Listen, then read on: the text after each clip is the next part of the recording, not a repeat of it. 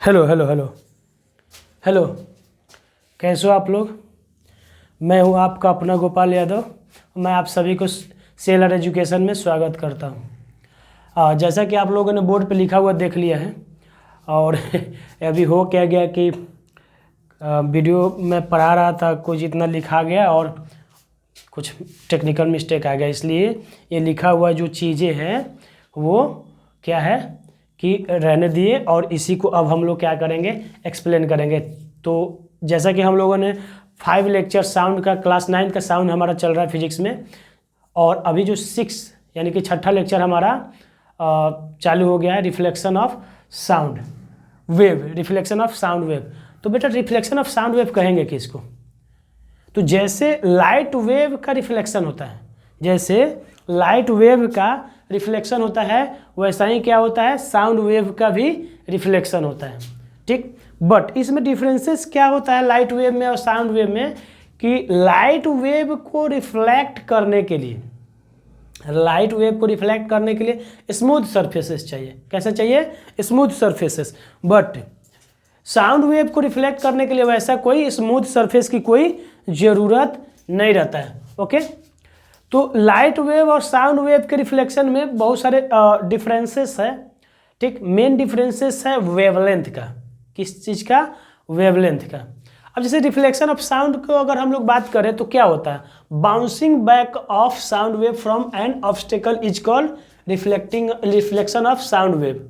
Okay, मतलब जैसे bouncing back of light wave हम लोग पढ़ते थे, bouncing back of light wave पढ़ते थे, जैसे कि लाइट कहीं से गई टकरा करके आ जाती थी। ठीक, और जैसे जैसे लाइट वेव टकरा करके आती थी वैसे ही साउंड वेव भी टकरा करके हमारे कानों तक आता है। ठीक, जैसे कि मैं एग्जांपल बता रहा हूँ इको की। किसका एग्जांपल बताएंगे? इको की। इको आप लोगों ने सुना होगा, आप मतलब बोलचाल के लैंग्वेज में भी कह रहे बहुत सारा इको प्रोड्यूस हो रहा था, या कहीं पहाड़ी एरिया, हिलीज एरिया में आप जाइएगा, ठीक, जहाँ पे पहाड़ बड़े से हैं, ओके, वहाँ पे कुछ आप बोलिएगा तो आपका ही बोला हुआ वर्ड्स आफ्टर सम टाइम वो रिपीट हो करके आपके पास, आपके कानों को सुनाई देता है। ठीक, तो उसी को हम लोग क्या बोलते हैं? इको बोलते हैं। और वो इको होता कैसे बेटा? वो रिफ्लेक्शन ऑफ साउंड वेव के वजह से ही होता है। ठीक, इसीलिए मैंने ये एग्जाम्पल में यहाँ पे echoes and reverberation of sound लिख दिया है। ओके, समझे? तो इकोज वो तो अभी इसके बाद पढ़ेंगे। ओके, अब देखिए आखिर साउंड रिफ्लेक्ट कहाँ से होता है और क्यों होता है, कैसे होता है, ये क्वेश्चन आएगा, तभी तो हम लोग समझेंगे ना कि साउंड वेव क्या होता है। ठीक, तो साउंड वेव क्या होता है? Reflection of sound, bouncing back of sound wave from any buildings, any hills, any cardboard, any walls. ठीक, इन सब चीज़ों से बाउंस बैक होकर के हमारा ही वर्ड्स अगर हमारे पास आ रहा है, या किसी और चीज़ का जो साउंड है अगर टकरा करके हमारे कानों तक सुनाई दे रहा है, तो उसको क्या बोलते हैं हम लोग? Reflection of sound wave. अब देखिए जैसे पहला लाइन लिखा हुआ कि just like reflection of light sound wave also reflects from plane and curve surfaces. जैसे कि light wave plane surfaces and curve surfaces से रिफ्लेक्ट करती है, वैसे ही साउंड वेव भी plane surfaces and curve surfaces से रिफ्लेक्ट करती है। जैसे देखिएगा ऑडिटोरियम जो होती है वो डोम शेप के बना जाता है। डोम शेप मतलब कि ये कर्व, ऊपर से जो उसका छज्जा होगा वो कर्व रहेगा, समझे? इस टाइप का रहेगा, जैसे इस टाइप का ऐसे रहेगा। ठीक, इस टाइप के ऑडिटोरियम बनाया रहेगा, ऊपर का जो पार्ट रहेगा वो कर्व रहता है। क्यों? क्योंकि वो जो कर्व सरफेस होता है वो रिफ्लेक्शन ऑफ साउंड में ज़्यादा मदद करता है, ज़्यादा हेल्प करता है। ओके, इसलिए डोम शेप के हम लोग वो ऑडिटोरियम का जो बड़े बड़े हॉल होते हैं उनकी जो छत होते हैं, रफ होते हैं, ऊपर वाले जो पार्ट होते हैं उसको क्या बोला? डोम शेप के बना दिया जाता है, ताकि ज़्यादा से ज़्यादा साउंड का रिफ्लेक्शन हो। ओके, अब देखिए इसमें क्या होगा, ये तो हो गए। अब आखिर हम लोगों ने रिफ्लेक्शन ऑफ लाइट की तरह साउंड वेव होता है, साउंड वेव का हम लोगों ने एग्जांपल भी ले लिए और उसका ये भी दे दिए। मेन जो डिफरेंसेस है कि light wave and sound wave में क्या डिफरेंस है।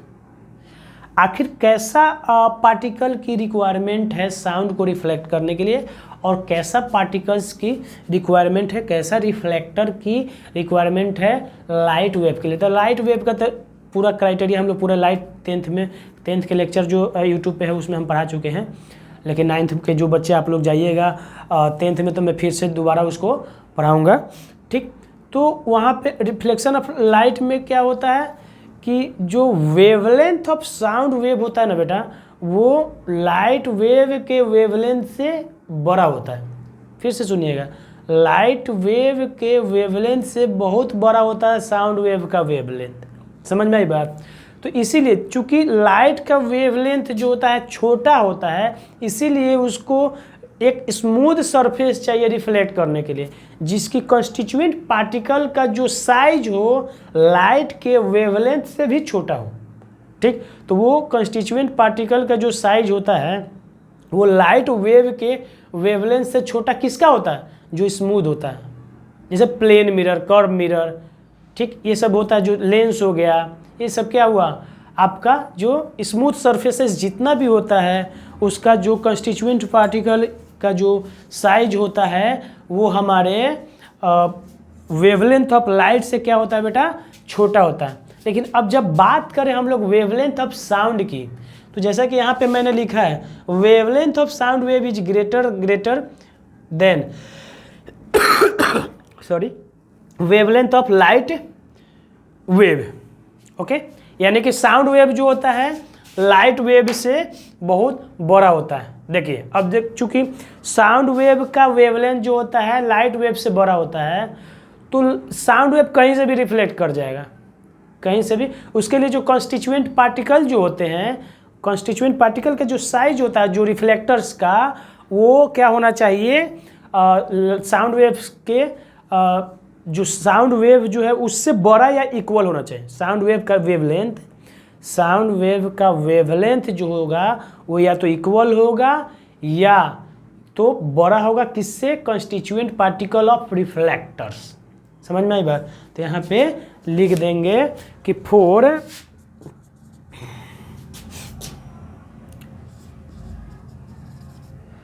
Sound wave reflection the wavelength of sound wave is greater than or equal to constituent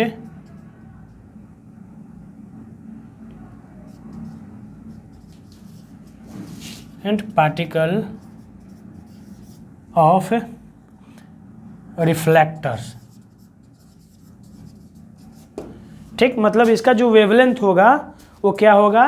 reflector के कंस्टिट्यूएंट पार्टिकल से बड़ा होगा, या तो इक्वल होगा या बड़ा होगा, तभी जा कर के वो रिफ्लेक्ट कर पाएगा। समझ में आई बात? देखिए अब देखिए रिफ्लेक्शन अब जैसे कि एग्जांपल लेते हैं, रिफ्लेक्शन कहाँ कहाँ से होता है? तो रिफ्लेक्शन हमारा होता है बेटा वॉल से, ठीक। ये कार्डबोर्ड भी साउंड को, ये जो हमारा बोर्ड है व्हाइट बोर्ड, ये भी साउंड को क्या करेगा? रिफ्लेक्ट करेगा, ये भी रिफ्लेक्ट करेगा। समझ में आई बात? इससे भी अगर हम लोग ये वॉल्स है जिस रूम में मैं ये कर रहा हूँ, रिकॉर्ड कर रहा है, स्टूडियो जो इसको बनाया है, तो इसका भी वॉल्स क्या करता है? साउंड को रिफ्लेक्ट करता है। देखिए आप लोग देख रहे होंगे, आपको दिखाई भी दे रहा है वीडियो में, ये देखिए ये फोम है, ये साउंड एब्जॉर्बर है, इधर भी दिख रहा होगा ये फोम। पूरे दीवार पे जो है, इस रूम के पूरे दीवार पे जो है साउंड एब्जॉर्बर क्या क्या चिपकाया गया, ताकि sound reflection of sound wave को रोका जाए और आवाज़ को गूंजने से रोका जाए। Okay sorry. तो इसलिए मैं क्या बोल रहा कि वेवलेंथ ऑफ साउंड वेव जो होगा ग्रेटर देन और इक्वल टू रहेगा किसके? कंस्टिट्यूएंट पार्टिकल ऑफ रिफ्लेक्टर के, ठीक। Okay, constituent particle. तो अब देखिए वेवलेंथ से जितना भी छोटा या बराबर के जो कंस्टिट्यूएंट पार्टिकल्स बने रहेंगे, वहाँ से क्या होगा कि साउंड वेव का रिफ्लेक्शन होगा। जैसे एग्जांपल में लेते हैं हमारा बिल्डिंग से साउंड वेव रिफ्लेक्ट करता है। हिल्स मतलब पहाड़ी एरिया से साउंड वेव रिफ्लेक्ट करता है। रोज ऑफ ट्रीज मतलब एक बहुत बड़े बड़े जंगल में जाइएगा, बड़े बड़े जो ट्रीज होते हैं जो लाइन में लगे, एक लाइन में रहते हैं, उससे भी क्या होता है कि रिफ्लेक्शन ऑफ साउंड होता है बेटा। ठीक, तो ये अब रिफ्लेक्शन ऑफ साउंड को दिखाने के लिए एक डायग्राम मैंने बनाया है। यहाँ पे सोर्स है, सोर्स मतलब सोर्स किसको बोलेंगे, जहाँ से साउंड रिलीज हो रहा है। जैसे मैं बोल रहा, ओके, मैं बोल रहा तो मैं क्या हुआ, सोर्स ऑफ साउंड हुआ। क्या हुआ, मैं सोर्स ऑफ साउंड। और ये ईयर है जो ईयर सुनता है, ठीक, हमारे मुंह से निकल रहा है, यानी कि सोर्स ऑफ साउंड यहाँ से है। और ये देखिए ये कार्डबोर्ड है और बीच से इसको डिवाइड कर दिया, एक होल यहाँ पे बनाया हुआ है।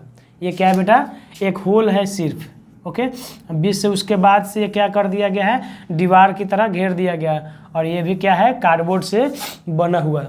तो देखिए यहाँ से कोई बोलेगा, मान लीजिए दीवार है, बीच में कहीं पे एक होल छोड़ दिया जाएगा, तो जिस एंगल से हम लोग मान लीजिए यहाँ से बोलेंगे तो उस साइड वाला सुन लेगा जो इस साइड में कान लगा के खड़ा है, ठीक, तो ये सुन लेगा, यानी कि ये रिफ्लेक्शन ऑफ साउंड हो रहा है यहाँ पे। अब उसके लिए ये क्या, एक और चीज़, जैसे light wave reflection of laws of reflection को ओबे करता है, वैसे ही साउंड वेव भी लॉज ऑफ रिफ्लेक्शन को ओबे करता है। साउंड वेव भी क्या करता है बेटा, लॉज ऑफ रिफ्लेक्शन को ओबे करता है। सॉरी, ठीक, तो ये हमारा रिफ्लेक्शन ऑफ साउंड हो गया। अब इसी में इसी का एग्जांपल जैसे कि हम लोगों ने इको एंड रिवर्बेशन भी लिया है, ओके। तो जो इको क्या होता है उसके बारे में अभी हम पढ़ेंगे, और अगला जो हमारा टॉपिक है बेटा अभी इको पढ़ेंगे। इको आखिर है क्या, ठीक। इको जब किसी भी हम लोग बोलते हैं कहीं भी बड़े बिल्डिंग के सामने या हिल्स के सामने, ठीक, तो मेरा ही या अपना ही जो साउंड है कुछ समय बाद रिफ्लेक्ट करके अगर हमारे पास रिटर्न करके आ जाता है और हमारे कान उसी हमारा ही अपना ही वर्ड सुनता है, उसी को हम लोग क्या बोलेंगे, इको, ओके, हम लोग क्या बोलेंगे, इको, ठीक। तो इको में क्या होता है कि हमारा ही अपना ही कहा हुआ वर्ड्स वापस आ जाता है किसी भी बड़े बिल्डिंग्स या हिल्स से टकरा करके, ठीक, ओके। तो इको प्रोड्यूस करने के लिए क्या चाहिए, रिफ्लेक्शन ऑफ साउंड की ज़रूरत होता है। और ये इको जो है रिफ्लेक्शन ऑफ साउंड का एक एग्जाम्पल होता है, जैसे कि मैंने अभी लिखा ही था।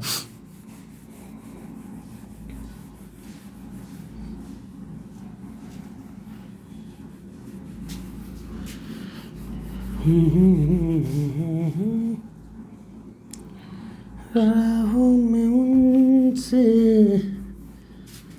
मुलाकात हो गई, राहों में उनसे मुलाकात हो गई, जिससे डरते थे वही मैं।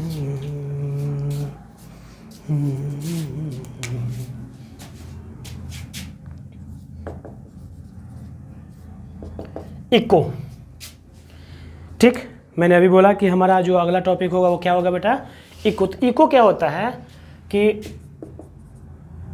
द रिटर्निंग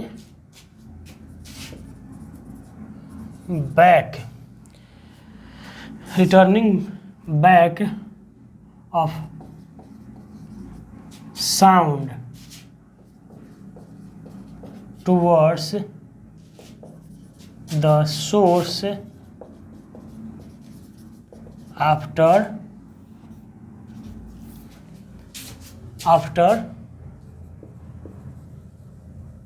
suffering reflection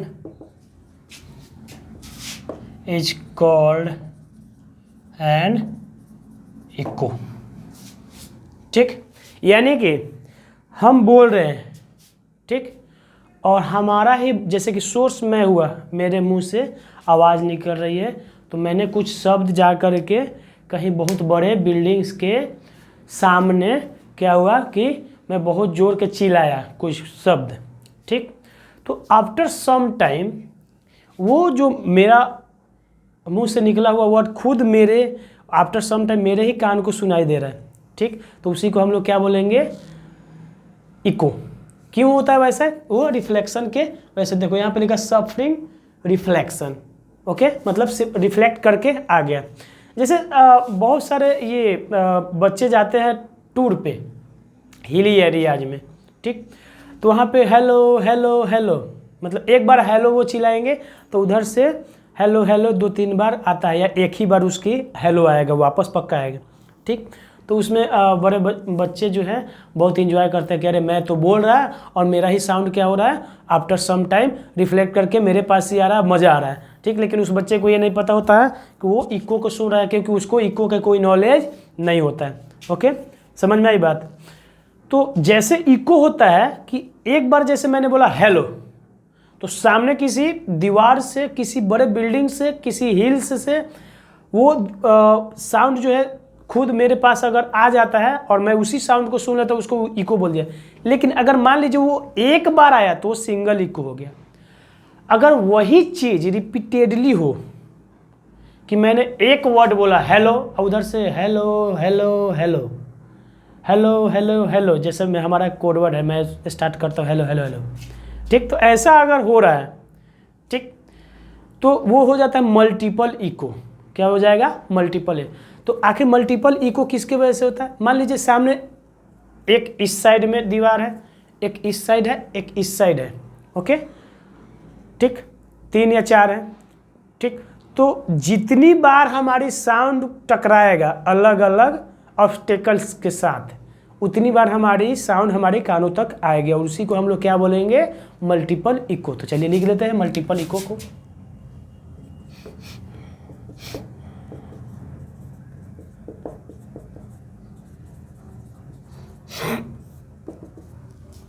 देखिए the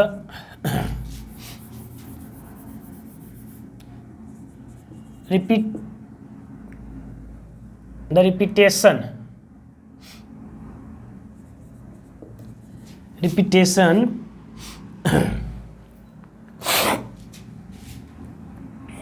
या इसको दूसरे शब्द में लिखते हैं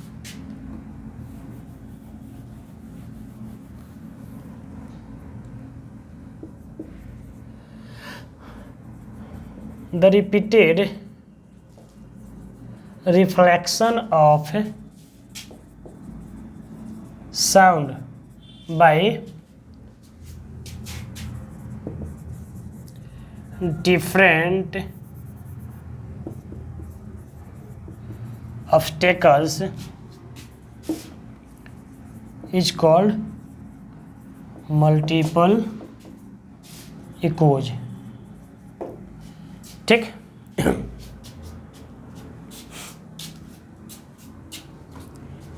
ये क्या होगा?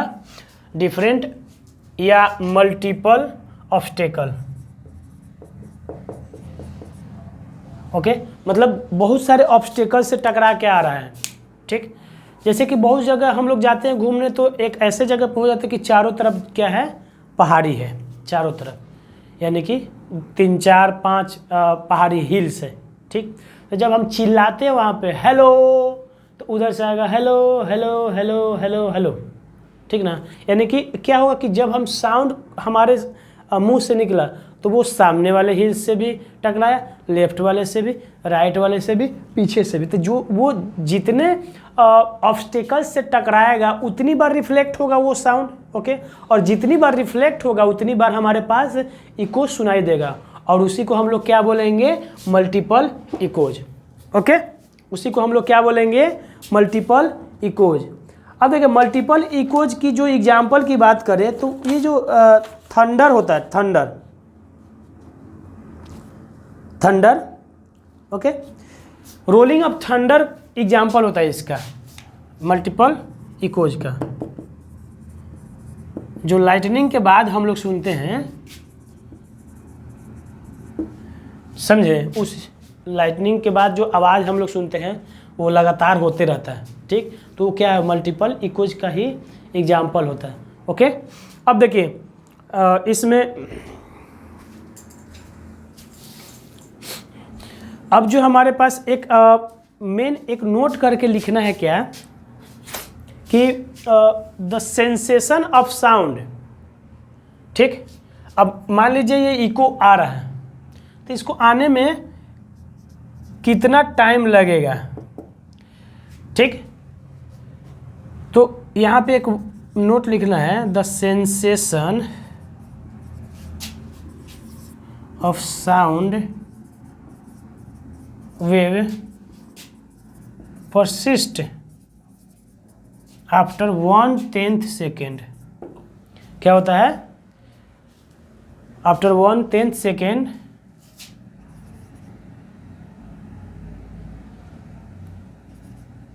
ऑफ साउंड प्रोड्यूस्ड, मतलब जब वो प्रोड्यूस्ड हुआ उसके 1/10 सेकेंड में क्या होता है, ये हमें सुनाई देता है। समझ में आई बात? ठीक। तो अगर हमें ये साउंड यानी कि इको जो है परसिस्ट होता एवरी 1/10 सेकेंड, तो इस हिसाब से हम लोग क्या करेंगे कि हमें ये डिस्टेंस कितना चाहिए एक डिस्टिंक्ट इको प्रोड्यूस करने के लिए, वो हम लोग निकाल सकते हैं। ठीक।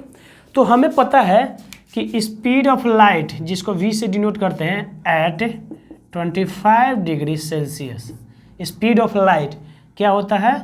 343 मीटर पर सेकेंड, यही होता है ना। Sorry, speed of sound, speed of light मैं बोल रहा, speed of sound in air. ठीक। एट 25 डिग्री सेल्सियस क्या होता है? 43 मीटर पर सेकेंड। ओके। तो इस इको जो हम लोगों ने इको पढ़ा, मल्टीपल इको पढ़ा, जो ये सेंसेशन ऑफ साउंड जो 1/10 सेकेंड रहता है, और ये स्पीड ऑफ साउंड, इन सब डेटा को कलेक्ट करके एक डेरिवेशन हम लोग करेंगे कि इको के लिए मिनिमम कितना डिस्टेंस पे जा करके हमें चिल्लाना होगा। ठीक। अगर पहाड़ी एरिया में जा रहे हैं या बड़े बिल्डिंग के पास जा करके हम लोग इको प्रोड्यूस करने की जो कोशिश कर रहे हैं, तो उसके लिए मिनिमम कितना डिस्टेंस होना चाहिए ताकि इको जो है क्लियर डिस्टिंक्ट हमें सुनाई दे। ओके। तो वो अभी हम लोग डिराइव करेंगे। ठीक। और वो बड़ा अच्छा सिंपल सा डेरिवेशन है, इसको हम लोग देखेंगे। ओके। और इसमें जो भी इसमें न्यूमेरिकल बहुत कम है, सिर्फ और सिर्फ इको पे ही और वेवलेंथ वगैरह पे न्यूमेरिकल थोड़ा सा होता है। तो पहले हम लोगों ने 2-4 न्यूमेरिकल कर लिया था वेवलेंथ और एम्पलीट्यूड वगैरह पे। इसमें सिर्फ और सिर्फ अब इको का न्यूमेरिकल है। तो हम लोग आज देखेंगे, अगर टाइम होगा तो आज कर लेंगे, नहीं तो नेक्स्ट लेक्चर में इसका हम लोग कर लेंगे। ओके। तो minimum distance between the observer and source, the minimum, the नहीं टॉपिक है ना, minimum distance between the observer and obstacle, between the observer and obstacle. ठीक। कितना मतलब, अगर मान लीजिए ऑब्स्टेकल यहाँ पे है, ठीक, और ये ऑब्जर्वर है, ठीक, तो इन दोनों के बीच में अगर मान लीजिए यहाँ यही ये ऑब्जर्वर है, यानी कि ये सोर्स भी है, सोर्स एंड ऑब्जर्वर दोनों है। ये यहाँ से साउंड निकला, ओके, तो यहाँ जाएगा और टकरा करके फिर, या जैसे भी वो ऐसे जाए आए या ऐसे आए, कैसे भी आए कोई फ़र्क नहीं पड़ता है। ठीक। तो कुल मिलाकर के हमें सुनाई देना चाहिए। ओके। तो इको के लिए कितना दूरी के रहना जरूरी है। ठीक। तो इसके लिए हमें क्या चाहिए, इसके लिए हमें क्या चाहिए, हमें पता है कि ये मान लीजिए ये ऑब्जर्वर है और ये ऑब्स्टेकल है, तो इन दोनों के बीच का डिस्टेंस हमने मान लिया d। ओके। तो d डिस्टेंस तो जाने में लगा साउंड को, और आफ्टर रिफ्लेक्शन आने में भी इसको d लगा होगा। ठीक। तो d और d कितना हो गया? 2d। तो डिस्टेंस क्या हो गया? 2d। ओके। टाइम हमें पता है, टाइम क्या है? 1/10 सेकेंड, डेट इज 0.1 सेकेंड। ये हमें पता है, अभी पिछले नोट्स में लिखा है। ओके। ठीक। अब v हमें पता है, v इक्वल टू 343 मीटर पर सेकेंड। तो हम यहाँ से क्या करेंगे कि टाइम इक्वल टू क्या होता है, डिस्टेंस अपॉन स्पीड। क्या हो जाएगा, डिस्टेंस अपॉन स्पीड। तो डिस्टेंस कितना है 2d, स्पीड क्या है v। ठीक, तो यहाँ से हम d निकाल सकते हैं, यहाँ से d निकाल सकते हैं। तो d के लिए ये इधर क्रॉस हो जाएगा, यानी कि t इंटू वी अपॉन क्या हो जाएगा 2 इक्वल टू क्या हो जाएगा d। तो डिस्टेंस हमारा क्या आ गया t into V upon d। तो यहाँ पे हम लोग क्या करेंगे कि d को हमें इक्को सुनने के लिए d जो होना चाहिए ग्रेटर देन और इक्वल टू क्या होना चाहिए v इंटू टी, यानी कि वी टी कर दिया इसको अपॉन 2, इससे ग्रेटर देन होना चाहिए, तभी जा कर के सुनाई देगा डिस्टिंक्ट। डिस्टिंक्ट का मतलब होता है, आपको बुक में लिखा होगा डिस्टिंक्ट, इसका मतलब होगा क्लियर। ठीक, क्लियर। ठीक, तो d इज ग्रेटर देन और इक्वल टू v। v क्या है 343 और इनटू टाइम क्या है 0.1 अपॉन 2। ओके, तो ये क्या हो जाएगा हमें d इज ग्रेटर देन और इक्वल टू 343 अपॉन, ये कट जाएगा तो नीचे क्या हो जाएगा 10, तो ये हो जाएगा 20। ओके, 10 दूना 20, और ये आ जाएगा हमारे पास 17.2 मीटर। तो d क्या होना चाहिए ग्रेटर देन 17.2 मीटर, यानी कि एक डिस्टिंक्ट रिफ्लेक्शन यानी कि इको के लिए, कि जहाँ से हमें पूरा क्लियर जो है साउंड सुनाई दे, उसके लिए हमें कितना डिस्टेंस की ज़रूरत पड़ता है, मिनिमम 17.2 मीटर। कितना चाहिए बेटा 17.2 मीटर मिनिमम चाहिए एक डिस्टिंक्ट साउंड वेव को सुनने के लिए। हमें कितना ज़रूरी चाहिए, यानी कि अगर यहाँ पे ऑब्स्टेकल है, ऑब्जर्वर यहाँ है, तो इसके बीच का जो डिस्टेंस मिनिमम कितना होना चाहिए 17.2, यानी कि ग्रेटर देन और इक्वल टू क्या होना चाहिए 17.2 मिनिमम। इससे ज़्यादा नहीं होना, इससे कम नहीं होना चाहिए। ज़्यादा जितना भी लिख सकते हो, d इक्वल टू 90 मीटर लो, d इक्वल टू 100 मीटर लो, d इक्वल टू 50 मीटर लो, सब चलेगा। d इक्वल टू 17 मीटर नहीं चलेगा, d इक्वल टू 10 मीटर नहीं चलेगा, ये सब चलेगा। ठीक, समझ में आई बात सॉरी। ठीक, तो ये हम लोगों ने इको के लिए मिनिमम डिस्टेंस कितना चाहिए वो हम लोगों ने डिराइव कर लिया, और वो मिनिमम डिस्टेंस है हमारे पास 17.2 मीटर। ठीक, तो आई होप कि ये आप लोग समझ लिए होंगे अच्छे से। ठीक, तो अब एक इम्पोर्टेंट जो टॉपिक है, इको का ही चचेरा भाई है, ठीक ना, इसी का कजिन्स है, तो वो देखेंगे, जो कि एग्जाम्पल में साउंड के रिफ्लेक्शन के एग्जाम्पल में मैंने लिखा था, उसी को हम लोगों को अभी देखना है, जिसका नाम है रिवर्बरेशन। क्या नाम है रिवर्बरेशन। ठीक, इसमें बड़े बच्चे कंफ्यूज होते हैं कि किसको इको बोले और किसको रिवर्बरेशन बोले। तो उसका एकदम सिंपल सी अभी एक डेफिनेशन के साथ और डेफिनेशन एंड एग्जाम्पल के साथ अभी देखेंगे कि रिवर्बरेशन क्या होता है। तो रिवर्बरेशन लिखने से पहले एक चीज़, उसका हिंदी में अगर हम लोग बात उसकी मीनिंग समझे तो उसका मतलब होता है गूंजना, साउंड गूंजना। ठीक, तो अभी दिवाली टाइम हमारे घर को हम लोग साफ़ करते हैं, साफ़ सफाई करते हैं, सारा घर का जो सामान होता है वो हम लोग बाहर निकाल करके घर को धोते हैं, साफ़ करते हैं। ओके, तो देखिएगा आप लोग नोटिस किए होंगे कि जो खाली रूम होता है, ये खाली जो हॉल होता है, उसमें आवाज़ गूंजती है, मतलब ब्लर टाइप का आता है, हमारा बोला हुआ आवाज़ जो होता है या किसी भी चीज़ का आवाज़ गूंजता है। तो वो जो आवाज़ का गूंजना होता है ना बेटा, वही जो है हमें रिवर्बरेशन बोला जाता है। ठीक, उसी को हम लोग बोलते हैं रिवर्बरेशन।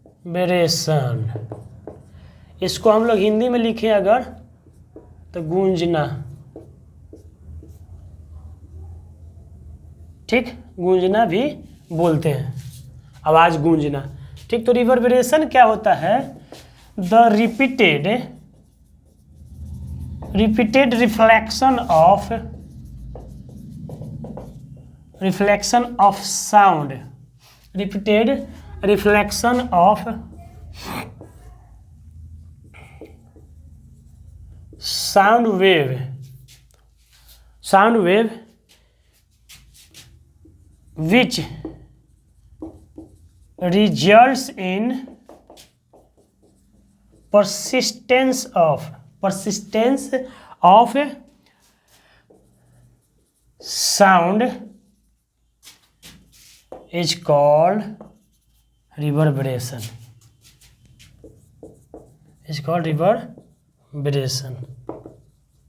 ठीक। इसी देखिए यहाँ पे साफ साफ लिखा repeated reflection of sound wave, यानी कि मल्टीपल रिफ्लेक्शन होता है, ठीक। अब देखिए मल्टीपल रिफ्लेक्शन होता है या मल्टीपल, तो इसको हम लोग मल्टीपल इको क्यों नहीं बोले, ठीक। अच्छा क्वेश्चन है ना, बस सिंपल है, अच्छा है क्वेश्चन, छोटी है लेकिन मोटी बातें हैं। इसको हम लोग मल्टीपल रिफ्लेक्शन बोला तो मल्टीपल इको क्यों नहीं बोले, रिवर्बरेशन ही क्यों बोले बेटा? क्या आप लोग कमेंट बॉक्स में बताएंगे कि रिवर्बरेशन ही क्यों बोले? तो उसका आंसर मैं बता रहा हूँ, क्योंकि इको के लिए मिनिमम डिस्टेंस है 17.2 मीटर, लेकिन रिवर्बरेशन के लिए कोई ऐसा कंडीशन नहीं है। तो क्या होता है कि जैसे ये देखिए रिवर्बरेशन को रोकने के लिए या रिवर्बरेशन ना हो उसके लिए मैंने क्या करा है, मतलब हमारे रूम में मान लीजिए आवाज़ ना गूंजे हमारी, अगर ये जो लेक्चर मैं रिकॉर्ड कर रहा है, ठीक, तो इसमें क्या करें कि अगर मैं बोल रहा हेलो हेलो और ये आवाज़ गूंजती, अगर खाली रूम रहती तो भी ऐसी बात है आवाज़ गूंजती, और आपके पास एक रिवर्बरेशन और गूंजने की आवाज़ जाती, रिपीटेड आवाज़ जाती आपको वीडियो में, जब आप लोग सुनते तो आप लोगों को सुनने में बहुत तकलीफ होता, वीडियो लगता कि अरे कैसा आवाज़ है इसमें, जो सर समझा रहे वो अच्छे से हम क्लियर समझ नहीं पा रहे, ठीक। तो उस रिवर्बरेशन यानी कि गूंजने को रोकने के लिए मैंने क्या करा है कि पूरे रूम में साउंड एब्जॉर्बर लगा दिया है, पूरा चिपकाया हुआ। ये जैसे कि दिख रहा है इधर साइड में, पक्का दिख रहा होगा इधर आपको वीडियो में, ये देखिए ये जो है ना, ये फोम है पूरे रूम में जो है चिपकाया हुआ। ये स्टूडियो एकदम मतलब आपका साउंड प्रूफ बनाया हुआ है कि इसमें आवाज़ गूंजे ना, यानी कि रिवर्बरेशन ना हो। रिवर्बरेशन को रोकने के लिए ही ये काम हमने करा है, ठीक, कि रिपीटेड रिफ्लेक्शन ना हो साउंड के, जो हम बोले वो रिफ्लेक्ट करके हमारे पास ना आए, ये माइक जो है रिपीटेड रिफ्लेक्शन को कैच ना कर सके, इसीलिए क्या करा कि साउंड एब्जॉर्बर लगा दिया।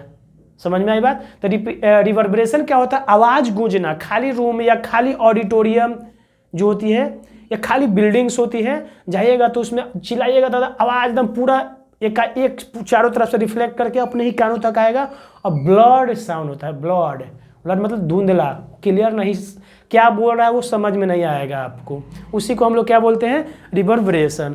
और इसको मिनिमाइज कैसे करते हैं बेटा? साउंड एब्जॉर्बर यूज करके। इसको हम लोग मिनिमाइज करते हैं साउंड एब्जॉर्बर को यूज करके, जैसे मैंने इस स्टूडियो में साउंड एब्जॉर्बर यूज करा है, या कोई भी जो यूट्यूबर होते हैं जो वीडियो बनाते हैं, चाहे वो टेक्निकल वीडियो हो या एजुकेशनल वीडियो हो या किसी भी तरह का जो वीडियो होता है, वो जो होता है अब जहाँ पे वो रिकॉर्ड करते हैं वो क्या रहता है? साउंड एब्जॉर्ब करने वाला पूरा जो है लगाया रहता है, साउंड एब्जॉर्बेंट लगाया रहता है, कार्डबोर्ड लगा देगा या कोई फोम लगा देगा, ठीक, ताकि वो साउंड को वॉल्स में टकराने ना दे और उसको रिफ्लेक्ट ना होने दे। अभी जो मैं बोल रहा हूँ वो आपको क्लियर आवाज़ आ रहा है, क्यों? क्योंकि हमने अपने स्टूडियो में साउंड एब्जॉर्बर लगाया है, इसलिए वो साउंड एब्जॉर्बर क्या कर रहा है? इको को प्रोड्यूस और रिपीटेड रिवर्बरेशन को प्रोड्यूस होने नहीं दे रहा है, उसको एब्जॉर्ब कर ले रहा है और आप तक हमारा आवाज़ जो है क्लियर पहुंच रहा है, और आप लोग जो मैं बोल रहा हूँ उसको अच्छे से समझ पा रहे हो, ठीक। हमारी साउंड जो है ब्लड यानी कि धुंधलापन नहीं जा रहा है, वो हमारा साउंड जो है डिस्टिंक्ट यानी कि क्लियर आवाज़ जा रहा है। ओके, तो यही हमारा रिवर्बरेशन है। ओके, तो आज के टॉपिक के लिए और आज का यही लेक्चर हम यहीं पे समाप्त करेंगे। तब तक के लिए धन्यवाद और मिलते हैं अगले लेक्चर में इसके न्यूमेरिकल के साथ, और जो यूजेज एंड एप्लीकेशंस ऑफ जो इकोज हैं, कहाँ कहाँ ये यूज होता है, उसको हम लोग देखेंगे।